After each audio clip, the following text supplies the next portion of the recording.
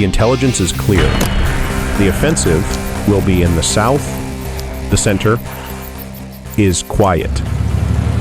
Quiet.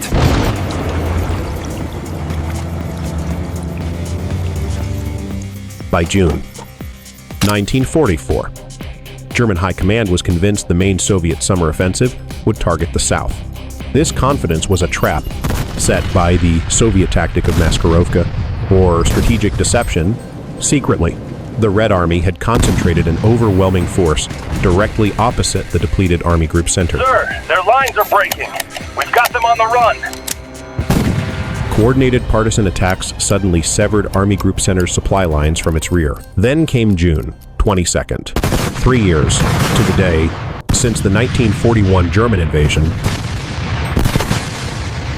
The Soviet god of war, the artillery opened the battle for 2 hours. A rolling barrage pulverized the entire German front line. Immediately, the shock troops advanced into the smoke, overwhelming the day's survivors. Urra! The scale of the attack was beyond comprehension. This was not a diversion. This was annihilation.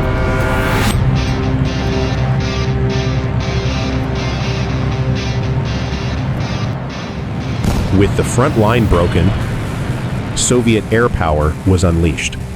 The Luftwaffe was totally absent. The Il-2 flying tanks systematically hunted the formidable German 88mm anti-tank guns. Target locked.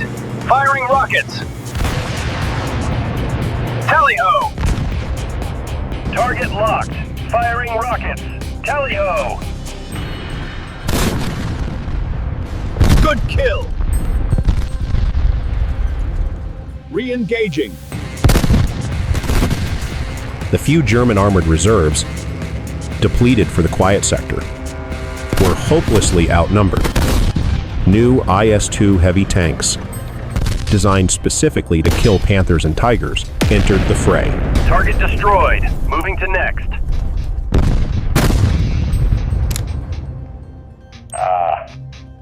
But this was not a frontal assault. This was deep battle. The goal was encirclement. The first Kessel, or cauldron, snapped shut around the city of Vitebsk. 50,000 German troops were suddenly trapped, with no escape and no resupply. Schnell! Raus hier! To the south, another cauldron formed at Bobruisk, trapping 70,000 more. The Red Air Force systematically destroyed all bridges, turning retreat routes into killing grounds. But the main Soviet armored corps did not stop to reduce the pockets. Their mission was deep exploitation, carrying infantry Tankodesantniki directly on their hulls. This tactic turned tanks into ad hoc armored personnel carriers, advancing relentlessly. Давай! Давай! К Минску! This was the 1941 German Blitzkrieg, executed by the Red Army. In reverse, the strategic prize was Minsk, the capital of Belarus. On July 3rd, Enemy tank, 12 o'clock! I see it! Fire! Fire! after bitter street fighting, Minsk was liberated. Hurrah! Hurrah! Minsk is ours! Hurrah! But the advance didn't stop. West of the city, the trap closed again. This time, trapping 100,000 retreating Germans. For the remnants of Army Group Center, there was no army left, only escape.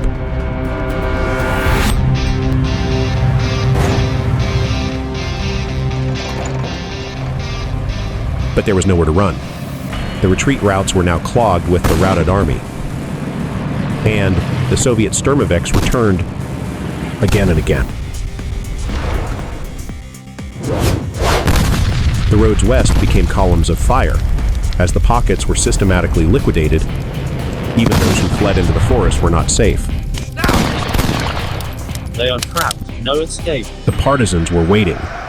In just over a month, Heeresgruppe Mitte Come on, move it! Let's go! Move! had ceased to exist. 28 of its 40 divisions were completely destroyed. Come on, move it! Let's go! Move! It was, without question, the single greatest German military defeat of the entire war. While the Allies were still fighting in the hedgerows of Normandy,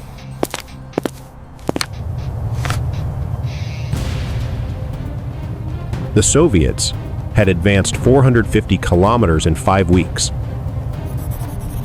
A 400-kilometer gap had been torn wide open in the German line.